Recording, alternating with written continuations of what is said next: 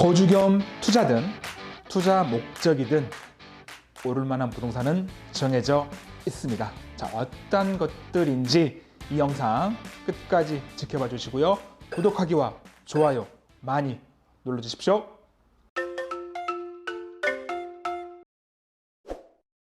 네, 안녕하세요. 드림부동산 투자연구소 박찬웅입니다. 오늘은요, 앞서 말씀드렸죠. 오르는 부동산은 정해져 있다. 조금 더 말씀드리면 내릴 만한 것도 정해져 있고요. 그렇다 보니까 떨어지지 않는 것도 정해져 있습니다. 우리 그걸 잘 찾아가면 될 거잖아요. 그래서 그 찾는 방법 지금 알려드리겠습니다. 자, 집을 산다는 거 두 가지 경우의 수가 있겠죠. 자, 먼저 집을 가지고 있으신 분들이 투자 목적으로 추가로 집을 구입하시는 분들, 좋으신 분들이죠. 네. 자, 두 번째 경우는 실수요자입니다. 그러니까 집이 없는데 이제 나도 이제 집 한번 사봐야지 하신 분들, 그리고 집 하나 가지고 있는데 이게 사는 집이 마음에 안 들었던 거예요. 그래서 좀 뭐 좋은 지역으로 좀 더 큰 걸로 좀 바꾸려고 하시는 분들, 갈아타려고 하시는 분들 두 가지 경우의 수가 있겠죠. 자, 그럼 그 수에서 두 부류가 어떻게 집을 선택하는지 다시 제가 네 가지 방향으로 나누어 봤습니다. 자, 이 기준은 말이죠. 실수요자가 투자자를 동시에 설명하기 위해서 일단 나누어 놓은 거고요. 기준 보시면 전용 면적 기준이 있고요. 공시가격 기준 이렇게 나눠져 있는데, 제가 먼저 실수요자부터 설명을 드려보자면 사실 다른 거 없어요. 실수요자는 당연히 돈 가지고 있는 만큼 나눠 가겠죠. 예. 근데 조금 특징이 있다면 일단 그거예요. 면적도 굉장히 커요. 85제곱미터 초과하면 큰 평수죠. 지금 최근에 가장 이슈가 되는 북위례 신도시, 스테이트 이런 것들. 자, 큰 평수이면서 공시가격도 높아요. 예, 비싼 거죠. 여러분이 알고 계시는 똘똘한 한 채. 자금 여유가 많다면 똘똘한 한 채로 가실 거고요. 나머지 경우에서는 이제 금액에 따라서 조금 많이 가지고 있으면 요거, 덜 가지고 있으면 요거, 조금 아주 덜 가지고 있으면 이거를 선택합니다. 자, 중요한 건 투자자죠. 우리가 집값이 오르려면 이 두 부류가 동시에 유입되는 곳으로 가면 좋을 거잖아요. 자, 투자자를 놓고 보면 투자 같은 경우는 자, 어떻게 가게 되느냐, 이 갈 때 좀 요즘에 최근에 세금 규제가 강해지면서 우리가 집을 선택하는 기준이 좀 바뀌었어요. 투자자가. 자, 어떤 경우냐, 집을 기본적으로 가지고 있는 분들이기 때문에 추가로 집을 살 때는 꼭 뭘 신경 쓰죠? 세금. 그것도 가장 부담이 되는 양도세를 신경을 쓸 수밖에 없습니다. 그래서 주택임대 사업자라는 제도로 그 혜택을 보고 사는 건데, 이 사업자 혜택이 작년 9월 13일이었죠. 대책이 발표가 되면서 많이 축소가 됐습니다. 자, 그 전에 9월 13일 전에 취득한 집 같은 경우에는 면적 조건, 즉 전용 면적 85제곱미터 이하만 충족되면 그런 세금 혜택을 줬다면, 작년 9월 13일 이후에는 그 면적 조건에 추가적으로 집값도 공시가격이 6억 이하가 되어야만, 두 조건을 충족해야만 양도세 혜택을 주겠다라고 바뀌다 보니까 당연히 어떻게 돼요? 투자자는 여기도 가지 않고요, 여기도 가지 않고, 여기도 가지 않고 딱 한 곳으로 집중이 됩니다. 면적 기준, 금액 기준 충족하는 걸로. 자, 그래서 투자자든 거주 겸 투자, 즉 거주까지 보시는 분들은 어디로 가야 돼요? 이쪽으로 가야 오를 거잖아요. 이미 답이 나와 있잖아요. OX, OX, OX, 여기만 OO, 이쪽으로 가시라. 어떤 것들이 있냐고요? 한번 예를 볼까요?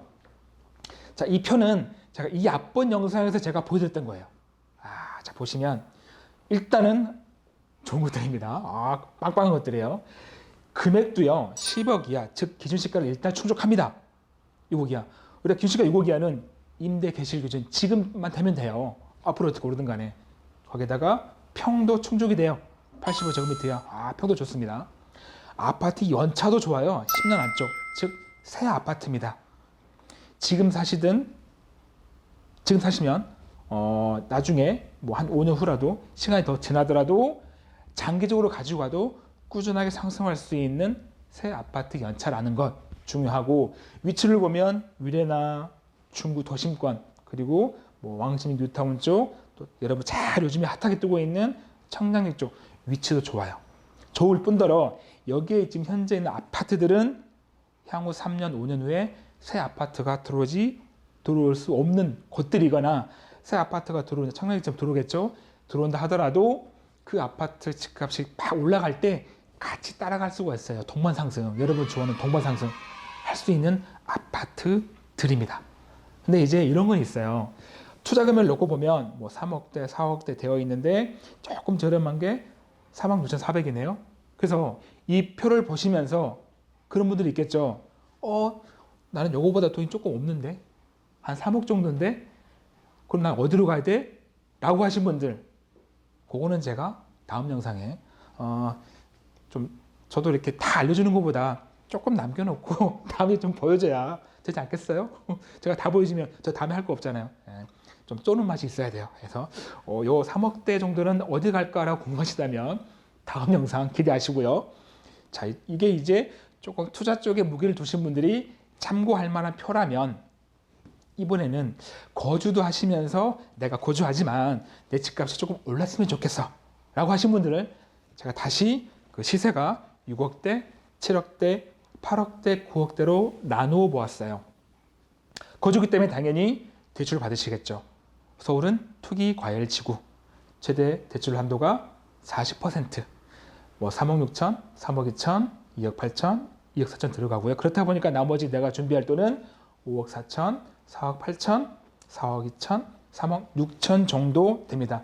이 자금에 따라서 본인이 선택해서 아파트를 골라 가시면 돼요. 근데 제가 이 표를 보여드린 이유 뭐냐? 자, 색깔을 보시면 8억과 9억, 6억, 7억이 색깔이 다르죠. 자, 최근에 이 앞번 영상에서 제가 이런 말씀 드렸을 거예요. 작년 11월부터 올해 2월까지 시세 9억 이하의 집들이 0.85% 상승했다. 예, 이쪽으로 실제로 제가 말씀드린 대로 투자자나 거주자가 많이 몰리고 있다는 뜻이에요. 그런데 색깔을 달리한 이유는 그 안에서도 8억대와 9억대는 조금 투자자가 갈만해요. 이 앞번 표에서도 있었잖아요. 그 금액대가.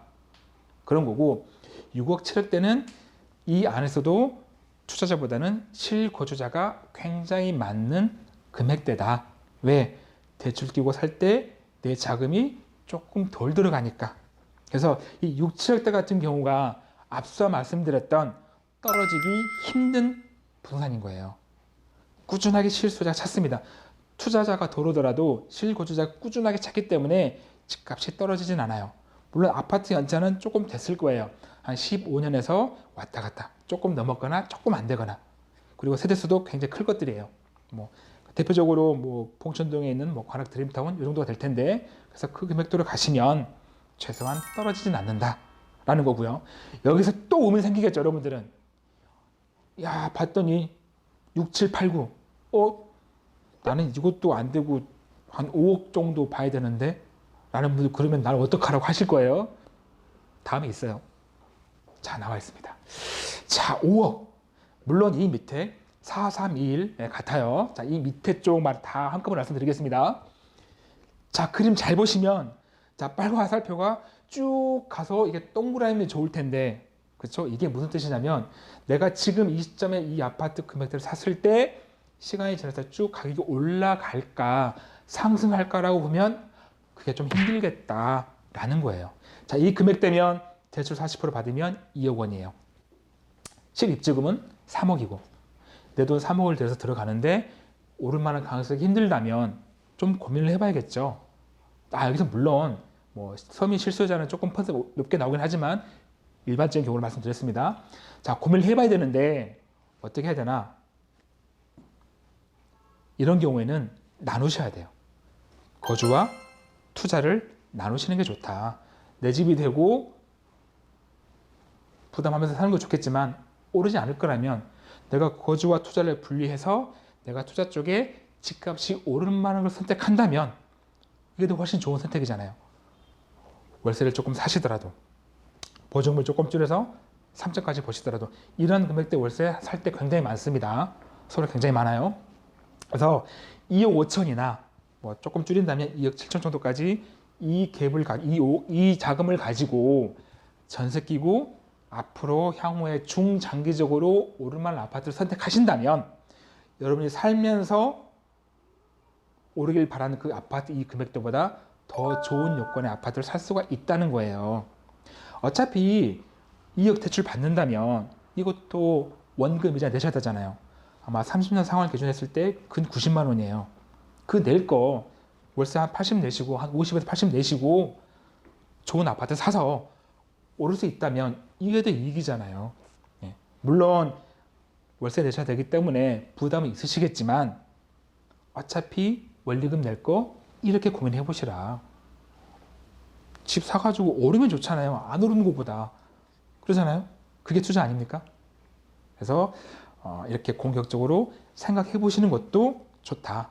그리고 물론 뭐 지금 조정기니까 집값 떨어지는 거 아니야? 네, 하지만 앞서 말씀드린 대로 그러한 조건의 주택들은 꾸준하게 상승을 한다. 그리고 떨어지지 않는다. 그 방법 제가 알려드렸잖아요. 그렇게 보시면 거주도 하면서 뭐 아니면 좀 분리하셔서 내가 좀 오를 만한 것들을 살 수가 있다. 라고 말씀드리고요. 오늘 내용 여기까지 마무리하겠습니다. 자, 오늘 내용 좋았다면 구독하기와 좋아요 많이 눌러주시고요. 저는 앞서 말씀드린 대로 다음에도 여러분에게 도움이 되는 좋은 영상으로 다시 돌아오겠습니다. 고맙습니다.